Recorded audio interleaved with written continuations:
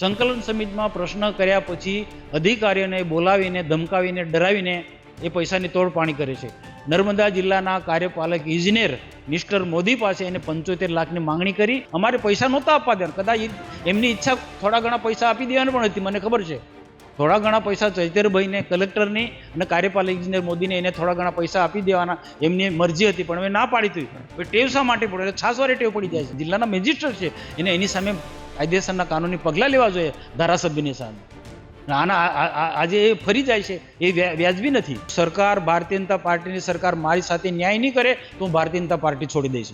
ગુજરાતની અંદર છેલ્લા કેટલાય દિવસથી નર્મદા જિલ્લાની રાજનીતિ ખૂબ ગરમાયેલી છે, કારણ કે ભરૂચના સાંસદ મનસુખભાઈ વસાવાએ જે આરોપ કર્યો હતો, સીધો આરોપ તેમને આમ આદમી પાર્ટીના ધારાસભ્ય ચેતર વસાવા પર કર્યો હતો કે જે કાર્યક્રમો થયા હતા રાષ્ટ્રીય એકતા દિવસની ઉજવણી અને બિરસા મુંડાજી જે આદિવાસી સમાજના ભગવાન છે એમનો જે જન્મ દિવસનો કાર્યક્રમ હતો ડેડિયાપાડાનો, એ જે કાર્યક્રમમાં જે ખર્ચ થયો છે એ ખર્ચને લઈને આમ આદમી પાર્ટીના ધારાસભ્ય ચેતર વસાવાએ 75 લાખ રૂપિયાની માંગણી માર્ગ મકાન વિભાગના કાર્યપાલક ઇજનેર પાસે કરી છે. અને એમને આજે સીધો આરોપ કર્યો હતો અને મીડિયા સમક્ષ એમને વાત કરી હતી. આ વાત બાદ ધારાસભ્ય ચેતર વસાવા આજે જિલ્લા કલેક્ટર કચેરીએ આવ્યા હતા. કલેક્ટર એસ.કે. મોદી છે નર્મદા જિલ્લાના, તેમને રજૂઆત કરી હતી અને કલેક્ટરે કહ્યું, એમને જે કલેક્ટરનું નિવેદન એવું હતું કે વાત ખોટી છે, મતલબમાં ધારાસભ્યએ પૈસા નથી માંગ્યા એ વાતને કલેક્ટરે કહ્યું. અને કલેક્ટરે શું કહ્યું તે પણ અમે તમને બતાવ્યું. ત્યારે સમગ્ર બાબતે જેમને આક્ષેપ કર્યો છે મનસુખભાઈ વસાવા, ભરૂચના સાંસદ, તે આપણી સાથે છે, એમની સાથે વાત કરીશું. મનસુખભાઈ, તમે જે આરોપ તો કર્યો હતો, પરંતુ જિલ્લાના કલેક્ટર એસ.કે. મોદી તો ના કહે છે કે આવી કોઈ વાત નથી થઈ, તો શું કહેશો એ બાબતે? જો આ મીડિયાથી માંડીને જિલ્લાનું ટોટલી બહુ તે તંત્ર આજનું સાક્ષી છે કે ભૂતકાળની અંદર સમય પર જે પણ કોઈ સરકારી મોટા કાર્યક્રમો થયા છે, એવા કાર્યક્રમો થયા પછી ધારાસભ્ય ડેડિયાપાડાના ચૈતરભાઈ વસાવાએ જિલ્લા સંકલનની સમિતિમાં એ પ્રશ્નો ઉઠાયા છે. 1 વર્ષ પહેલાં ડેડિયાપાડામાં ગુજરાતના મુખ્યમંત્રી ભૂપેન્દ્રભાઈ પટેલ સાહેબ આવ્યા. એટલે સ્વાભાવિક કે મુખ્યમંત્રી આવે ને આટલો મોટો કાર્યક્રમ ટ્રાઇબલ વિસ્તારની અંદર હોય, ફોરેસ્ટ વિભાગનો કાર્યક્રમ હતો ને સારો કાર્યક્રમ હતો. તો કાર્યક્રમ પત્યા પછી ધારાસભ્ય ચૈતર વસાવાએ મીડિયા સમક્ષ અને જિલ્લા સંકલનમાં હિસાબ માંગ્યો કે જમણવાર, ચા પાણીના કરોડો લાખો રૂપિયાના ખર્ચ કર્યા છે. અને ચલાવ્યું, ખાસો ટાઈમ મીડિયામાં ચલાવ્યું ને ચાલ્યું પણ આખર ત્યાર પછી તપાસમાં કશું કંઈ જ નહીં. એ જ રીતના એ જ સમય દરમિયાન ગરડેશ્વર તાલુકામાં કેટલાક જે બાંધકામ થયા છે, હોટલના બાંધકામ છે, પછી અન્ય બધા રોડ રસ્તાના જે બાંધકામ થયા છે એ સરકારી જગ્યામાં થયા છે. કોઈ બ્રિજ નાના સરખા બન્યા હોય એ સરકારી જગ્યામાં બન્યા છે. અડધી જગ્યા પ્રાઇવેટ હશે, અડધી સરકારી જગ્યા હશે. પણ એ પ્રશ્નને લઈને પણ ધારાસભ્ય ચૈતર વસાવાએ, જે ખરેખર એનો મત વિસ્તાર નથી લાગતો, નાંદોદ વિધાનસભા ડોક્ટર દર્શનાબેન દેશમુખનો મત વિસ્તાર લાગે છે, એ વિસ્તારની અંદર ચૈતર વસાવાએ સંકલનમાં પ્રશ્ન પૂછ્યો અને ત્યાર પછી મીડિયા સમક્ષ આખી વાત મૂકી ને એ તો ખાસો ટાઈમ સુધી ચાલ્યું. એણે તપાસ માંગી. હવે ત્યાર પછી 1 વર્ષ થઈ ગયું, એ તપાસમાં મીંડું વાળી દીધું. મુખ્યમંત્રી ડેડિયાપાડાનો કાર્યક્રમનો તપાસ માંગી ફોરેસ્ટ વિભાગ સાથે, એમાં કોઈ તપાસ નહીં. આવી રીતના 2-4 અલગ જિલ્લા સંકલનમાં એ પ્રશ્ન લાવે છે અને પછી એનો તપાસ માંગે છે અને આખર પછી શું તોડપાણી કરી છે એ તો રામ જાણે. એ જ રીતના હમણાં છેલ્લા 15-20 દિવસથી આપ જે કહો છો એ પ્રકારે કે દેશના પ્રધાનમંત્રી નરેન્દ્રભાઈ મોદી સાહેબ આવ્યા. એકતા પરેડનો કાર્યક્રમ એટલો જબરજસ્ત ભવ્ય કાર્યક્રમ, આખા દેશને સરદાર વલ્લભભાઈ પટેલનો એક મેસેજ આપ્યો. અખંડ ભારતનું એમનું જે સ્વપ્ન હતું ને દેશના પ્રધાનમંત્રી 370મી કલમ હટાવી ભારતીય જનતા પાર્ટીની સરકારે અને પૂર્ણ અખંડ ભારત બનાવ્યું, એ આખા દેશને એક મેસેજ આપ્યો છે એકતા પરેડ થકી. એટલે સ્વાભાવિક છે કે મોટો ખર્ચ થવાનો છે. અને એ એકતા પરેડની અંદર આંધ્રપ્રદેશ, કર્ણાટકથી માંડીને અલગ સ્ટેટના જે સાંસ્કૃતિક ટીમો આવી હતી, કેટલીક પોલીસ જવાન આવ્યા હતા, કેટલાક મિલિટરીના જવાન આવ્યા. તો સ્વાભાવિક છે કે એમનો જે પ્રદેશમાં જે ખોરાક ચાલતો હોય એ ખોરાકનો એ ઉપયોગ કરવાના છે. એટલે આ બધા એક સરસ કાર્યક્રમ થયો એકતા પરેડનો. અને 15 જ દિવસની અંદર ડેડિયાપાડામાં ભગવાન બિરસા મુંડા, કે જે બિરસા મુંડાને આખી દુનિયામાં, આખા દેશમાં કોઈ નહોતું ઓળખતું, એ બિરસા મુંડાની ઓળખ નરેન્દ્રભાઈ મોદી સાહેબે અપાવી અને આખા દેશ અને ગુજરાતની અંદર સમય પર અલગ અલગ કાર્યક્રમો થયા છે. બિરસા મુંડા જન્મ જયંતિથી માંડીને અલગ અલગ કાર્યક્રમો થયા છે. હમણાં બિરસા મુંડાના જન્મ જયંતિ ઉત્સવ તરીકે ડેડિયાપાડામાં ખૂબ ધામધૂમથી એ કાર્યક્રમ ઉજવ્યો અને આખા દેશને બિરસા મુંડાના જીવનમાંથી પ્રેરણા લે અને બિરસા મુંડાનું આખું વ્યક્તિત્વ શું હતું એ આદિવાસી સમાજનો એક ગૌરવ વધાર્યું છે દેશના પ્રધાનમંત્રી નરેન્દ્રભાઈ મોદી સાહેબે. અને દેવમોંગરા માતાજીનું પણ આખું મહાત્મય જનતાની સમક્ષ મૂકી. આદિવાસીની કુળદેવી છે, ત્યાં માતાજીના દર્શન કર્યા. એટલે સ્વાભાવિક છે કે બંને કાર્યક્રમ કેવડિયા કોલોનીનો ને ડેડિયાપાડાનો દેવમોંગરાના કાર્યક્રમમાં સ્વાભાવિક ખર્ચ થાય ને જ્યારે પ્રધાનમંત્રી આવતા હોય ત્યારે આવા પ્રકારના કાર્યક્રમો થાય ને ખર્ચ પણ થાય. પણ સવાલ પ્રશ્ન હું ચૈતરને પૂછું છું કે એકતા પરેડનો વિરોધી છે? બિરસા મુંડા ભગવાનનો જે કાર્યક્રમ થયો એને એક સારો મેસેજ આપ્યો છે, એનો એ ગમ્યો નથી, વિરોધી છે? એમને તો ખરેખર એને પ્રધાનમંત્રીનો આભાર માનવો જોઈએ. જિલ્લા વહીવટી તંત્ર કે રાજ્ય સરકારનો એને આભાર માનવો જોઈએ. અને મેં તો જિલ્લા સંકલનમાં જિલ્લા વહીવટી તંત્રને અભિનંદન આપ્યા છે કાર્યક્રમ બદલ. પરંતુ આ કાર્યક્રમનો જિલ્લા સંકલનમાં પ્રશ્ન લાયા, પ્રશ્નોત્તરી કરી અને એક નહીં બે વખત પ્રશ્ન કરે. 2 સંકલન સમિતિમાં આ પ્રશ્ન કરે છે. મને સમજાતું નથી. સંકલન સમિતિમાં 1 વખત લાવો પણ 2 વખત કેમ?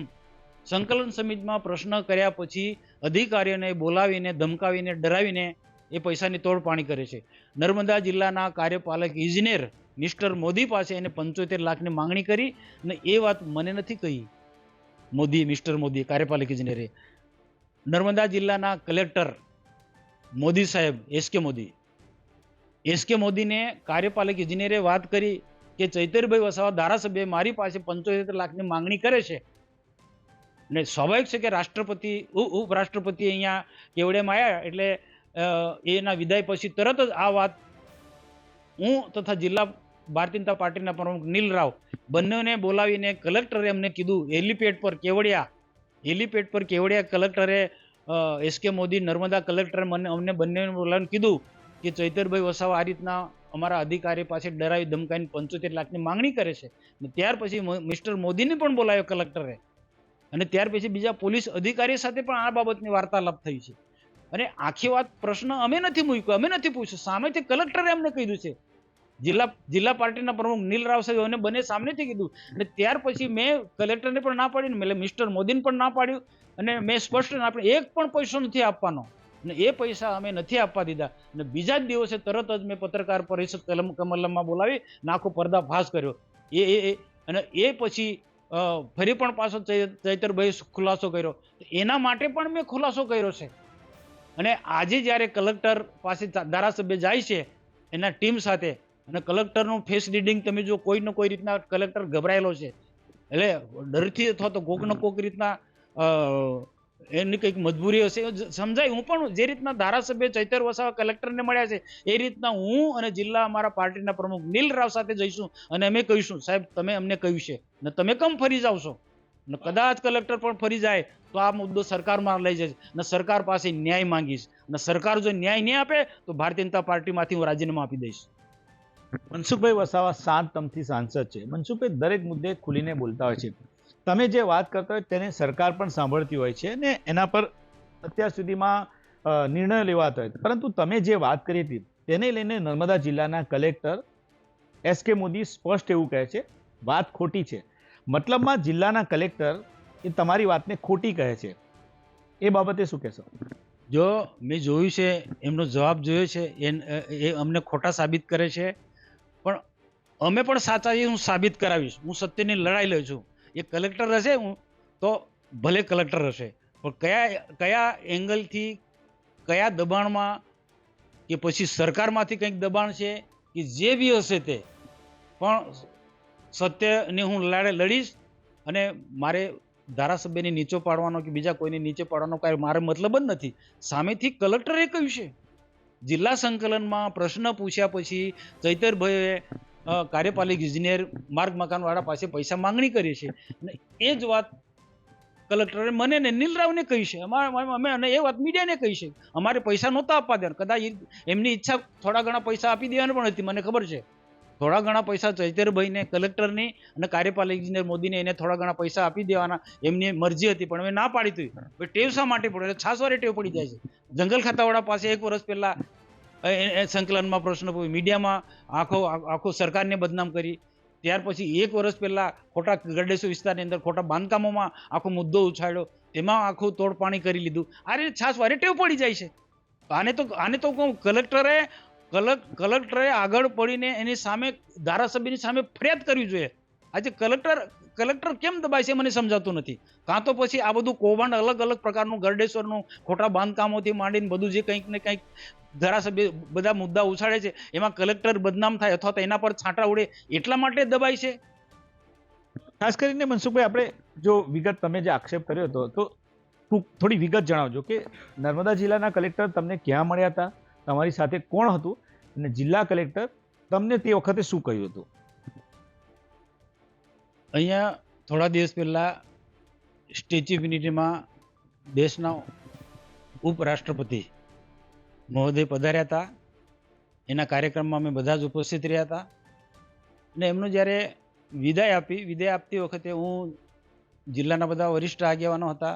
જિલ્લા ભારતીય જનતા પાર્ટીના પ્રમુખ નીલ રાબડ મારી સાથે હતા. ઉપરાષ્ટ્રપતિના હેલિકોપ્ટર ઉડી ગયા પછી કલેક્ટરે અમને બોલાવીને કીધું કે મનસુખભાઈ, બહુ અગત્યની વાત કરી છે, બહુ ગંભીર બાબત છે, તમે સાઈડ પર જઈને નીલ રાવભાઈ સાથે ઊભા હતા અને મને કલેક્ટરે કીધું કે ચૈતરભાઈ વસાવા 75 લાખની માંગણી કરે છે મારા કાર્યપાલક ઇજનેર મોદી પાસેથી. હું ગભરાઈ ગયો. મેં કીધું ના હોય તો કે વાત સાચી છે. તો તરત જ પછી એમને કાર્યપાલક ઇજનેર સાથે મોબાઈલ પર વાત કરી અને એમને ત્યાં રૂબરૂ પણ બોલાયા અને કલેક્ટરની હાજરીમાં કાર્યપાલક ઇજનેરે કબૂલ કર્યું કે હા, કે ચૈતરભાઈ વસાવાએ ધારાસભ્ય ડેડિયાપાડાએ મારી પાસે 75 લાખની માંગણી કરી હતી. અને ત્યાર પછી અલગ રીતના કેટલાક પોલીસ અધિકારી સાથે પણ મોદી સાથે અમે બેઠા. મારે ત્યાં સુધી કીધું, ઈચ્છા હતી કે એની સામે ફરિયાદ કરી દેવડાય, પણ કોઈક ને કોઈક કારણસર કાર્યપાલક ઇજનેર આમાં હિંમત ના કરી શકે. પણ ત્યાર પછી અમે બધા છૂટા પડ્યા અને કલેક્ટરને ફરી પણ કીધું કે જોજો આમાં તમે ક્યાંક પાણીમાં બેસી ના જતા. આજે લડાઈ લડીએ છીએ, કોના લીધે લડીએ છીએ? અમે સરકારના અધિકારીઓ અને ધારાસભ્ય ખોટી રીતના દબાવે છે એના કારણે.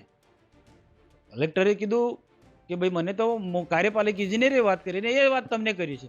અને કલેક્ટરની હાજરીમાં, અને કલેક્ટરની ખરેખર એ ફરજ છે, કલેક્ટરની હાજરીમાં મોદી એમ કહેતા, કલેક્ટરની હાજરીમાં કાર્યપાલક ઇજનેર મોદી એમ કહેતા હોય કે ધારાસભ્ય ચૈતર વસાવાએ પૈસા માંગ્યા છે, તો કલેક્ટરની શું ફરજ થાય પડે છે? જિલ્લાના મેજિસ્ટ્રેટ છે, એને એની સામે કાયદેસરના કાનૂની પગલાં લેવા જોઈએ ધારાસભ્યની સામે.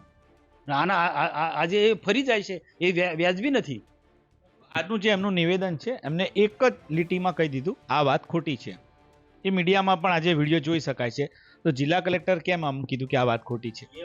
એ જે રીતના આજે ધારાસભ્ય કલેક્ટર પર દબાણ લાયા, એ રીતનું શુક્રવારે હું દબાણ નહીં, પ્રેમથી પૂછીશ. હું જિલ્લા પ્રમુખ નીલરાવ સાથે અમે જોઈશું ને પૂછીશું, પ્રેમથી પૂછીશું, સાહેબ તમે સામેથી અમને કીધું હતું કે ધારાસભ્ય ચૈતર વસાવા અમારા કાર્યપાલક ઇજનેર પાસે 75 લાખ રૂપિયાની માંગણી કરે છે પેલા 2 મોટા કાર્યક્રમના ખર્ચની બાબતને લઈને. તમે સામેથી કહ્યું છે, અમે તો પૂછ્યું જ નહોતું, અમને તો ખબર બી નહોતી.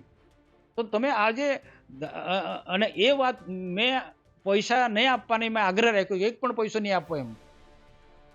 અને ત્યાર પછી પત્રકાર પરિષદ પણ મેં બોલાવી અને આખી વાતને મેં ખુલ્લી પાડી. તો ત્યાર પછી લઈને ચૈતર વસાવા ધારાસભ્યને એમની ટીમ આખી બધી કલેક્ટર પાસે જાય છે અને આ કલેક્ટરને આનો ખુલાસો પૂછે. તો કલેક્ટરે જે સાચી વાત કેવી જોઈતી હતી કે ભાઈ કાર્યપાલક ઇજનેરે અમને કીધું, તમે આ રીતના ફોન કર્યો હતો એટલે તપાસનો વિષય છે એમ કેવું જોઈતું હતું. પણ આ રીતના જે બિલકુલ ઘસીને ના પાડે છે, મને આમાં કંઈક ને કંઈક ગડબડ લાગે છે. કલેક્ટર સરકારના જ છે, સરકારના પ્રતિનિધિ છે. સાંસદ મનસુખભાઈ વસાવાની સરકાર સામે શું રજૂઆત છે આ મુદ્દાને લઈને? સરકાર સામે પણ મારી એ જ રજૂઆત છે કે કલેક્ટર એક સરકારનો એક પાર્ટ છે અને કલેક્ટર જ્યારે અમને વાત કરીએ સંસદ સભ્યને અને એક જિલ્લા પાર્ટીના પ્રમુખને, તો જવાબદારીપૂર્વક એમને કહેવું જોઈતું હતું. કોઈકને કોઈક કારણ છે કે જે વખતે એમને વાત કરીને એમના તો ફેસ રીડિંગ જોતું હતું બંનેનો, તો એ 75 લાખ રૂપિયા ચૈતરભાઈ માંગ્યા હોય એવું મને પણ લાગ્યું હતું. અને આજે અમુક સમય વીતી ગયા પછી આ કલેક્ટર ફરી જાય છે, એ બરોબર નથી. આજે જિલ્લાનો મેજિસ્ટ્રેટ છે, એ યોગ્ય નથી. સરકારનો એક ભાગ છે, તો સરકારની પણ ફરજ છે કે આમ અમને ન્યાય નહીં તો અમે બદનામ થઈશું. આમાં લોકો અમને ખોટા સાબિત થશે. પ્રજાની અંદર અમે નીચા પડીશું. હું જિલ્લા પાર્ટીનો પ્રમુખ અને હું નીચા પડીશું. તો આજે સરકારની પણ ફરજ છે કે આની પાસે કોઈ ચોક્કસ તપાસ સમિતિ નિમે અને સાચો કલેક્ટર છે, ધારાસભ્ય ચૈતર વસાવા છે કે સાચા હું નીલ રમેશ સાચા છે, એને તપાસ માંગીશું અને છોડીએ નહીં. આમાં ન્યાય નહીં મળે તો મનસુખભાઈ શું કરશે? જો હું તો કહું, જો સરકાર ભારતીય જનતા પાર્ટીની સરકાર મારી સાથે ન્યાય નહીં કરે તો હું ભારતીય જનતા પાર્ટી છોડી દઈશ. હું 1995-96માં સરકારમાં પણ મંત્રી હતો, પછી મોદી સાહેબના સરકારમાં, કેન્દ્ર સરકારમાં પણ મંત્રી હતો, અને સતત 1998થી સંસદ સભ્ય છું. આવા કેટલાય અધિકારીઓ સાથે મેં કામ કર્યું છે. પણ ક્યાંક ને ક્યાંક કોઈક પ્રકારની મજબૂરી હોય ત્યારે અધિકારી આવું સ્ટેન્ડ લેતા હોય છે. હું એવું નથી કહેતો કે કલેક્ટર આમાં ખોટા છે. જ્યારે એ સામેથી અમને કહેતો હોય કે ધારાસભ્ય અમારા એક્શન પાસે પૈસા માંગ્યા છે, તો એ હિંમત કરીને અમને કીધું છે ને, અને મેં સ્પષ્ટ ના પાડી કે એ પૈસા નહીં આપવાના, નથી પણ આપ્યા. એ પણ વાત સાચી છે. પણ પછી લઈને આજે ધારાસભ્ય જાય છે, તો ધારાસભ્યને શા માટે એવો એ ના કલેક્ટરશ્રી ના પાડે છે, એ મારે હું પણ પૂછવાનું છે. ચોક્કસ કંઈક કારણ હશે. અથવા તો અત્યાર સુધી આજે ચૈતર વસાવા સંકલન સમિતિની અંદર અલગ પ્રકારની એ તપાસ માંગ્યા કરે છે. એમાં કંઈક ને કંઈક આ સરકારી વહીવટી તંત્રે કેવડિયા વિસ્તારની અંદર જે બાંધકામો થયા છે એમાં કંઈક ને કંઈક એ ભેરવાયા હશે. એના પોતાના સ્વ બચાવ માટે પણ અમને ખોટા પાડતા હશે, એવું મારે માનવું છે. તમે જોયું કે આ હતા ભરૂચના સાંસદ મનસુખભાઈ વસાવાનું સ્પષ્ટ કહેવું છે કે આ વાત મને જિલ્લા કલેક્ટરે કહી હતી કેવડિયા ખાતે જ્યારે કાર્યક્રમ હતો તે દરમિયાન. અને તેમનું એવું પણ કહેવું છે કે હું આ મુદ્દે જિલ્લા કલેક્ટરને રજૂઆત કરવા અને મળવા પણ જનાર છે. એટલે કે ભરૂચના સાંસદ મનસુખભાઈ વસાવા અત્યારે પોતાના લડાયક મૂડમાં છે અને સાંસદે સ્પષ્ટ કીધું છે કે જો સરકાર મારી વાત નહીં સાંભળે અને ન્યાય નહીં મળે તો તે ભાજપ પણ છોડી દેશે. ત્યારે જોવાનું રહેશે કે આ મુદ્દે આગળ શું જવાબ આવે છે. પરંતુ હાલમાં તો નર્મદા જિલ્લામાં રાજનીતિ ખૂબ ગરમાયેલી છે. નરેન્દ્ર પેપરવાલા, ગુજરાત તક, નર્મદા.